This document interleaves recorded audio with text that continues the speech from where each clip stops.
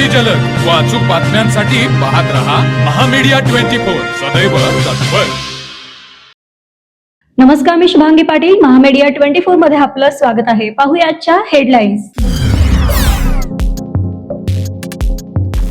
नगरपालिका आणि नगरपंचायतीच्या मतमोजणी 21 डिसेंबरलाच होणार। खंडपीठाच्या निर्णयावरती सुप्रीम कोर्टाचा शिक्कामोर्तब। 31 जानेवारीच्या पूर्वी जिल्हा परिषद, पंचायत समिती आणि पालिकेच्या निवडणुका घ्या। निवडणूक आयोगाला पुन्हा एकदा निर्देश। राज्यामधल्या शिक्षकांचं आज शाळा बंद आंदोलन। 80,000पेक्षा अधिक शाळांचे लाखो शिक्षक आंदोलनामध्ये झाले सहभागी। टीईटी परीक्षेच्या सक्तीसह 2024 ची संच मान्यता रद्द करण्याची मागणी। कर्जदारांना आरबीआयचा मोठा दिलासा। व्याजदरामध्ये 0.25% कपात होण्याचा निर्णय। कर्ज देखील स्वस्त होणार। राज्यामधल्या महायुती सरकारला आज वर्षपूर्ती आरक्षण। अतिवृष्टीसह लाडकी बहीण योजना गेल्या वर्षभरामध्ये चर्चेत, तर महायुतीमध्ये सुरू असलेल्या कुरघोड्यांमुळे राजकीय वर्तुळामध्ये चर्चा। फडणवीस सरकारचं 1 वर्ष नाकर्तेपणाचं वर्षभरामध्ये काय केलं यावरती श्वेतपत्रिका काढा।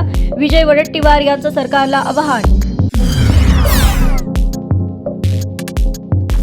पार्थ पवार यांच्या जमीन घोटाळ्यामध्ये चंद्रशेखर बावनकुळे यांचा संबंध। बहुजन रिपब्लिकन एकता मंच अध्यक्षा सुलेखा कुंभारे यांचा आरोप। कामठीतील निवडणूक गैरप्रकारांबद्दल बावनकुळे यांनी राजीनामा द्यावा अशी ही मागणी। वरळीमध्ये ठाकरेंची शिवसेना आणि भाजपमध्ये कामगार युनियनवरून जोरदार गोंधळ। नियमबाह्य पद्धतीने संघटना नोंदवली जाते, ठाकरेंच्या शिवसेनेचा आरोप, तर गोंधळ घालणाऱ्यांवरती कारवाईचे मुख्यमंत्र्यांचे आदेश। नाशिकच्या तपोवनातील वृक्षतोडीच्या विरोधात जनहित याचिका दाखल, तर तपोवन बचावचा नारा संसदेतही गाजला। खासदार राजाभाऊ वाजेकडून सवाल उपस्थित, तर वृक्षतोडी विरोधात शिंदेच्या शिवसेनेचे आंदोलन।